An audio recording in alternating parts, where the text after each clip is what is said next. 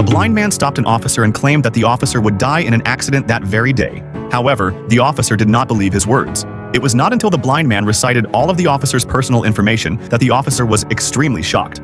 So, he ordered his subordinates to leave the area.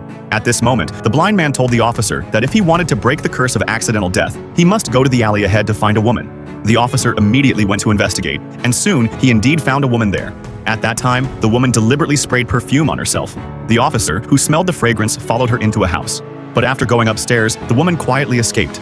Later, when the officer heard a woman's voice coming from a room, he immediately thought it was the woman waiting for him. However, when he pushed the door open, he only saw a phonograph, and by doing so, he triggered a mechanism. Immediately after, a pistol on the table automatically fired, and the officer was shot dead on the spot. In fact, all of this was an elaborate plot devised by the man.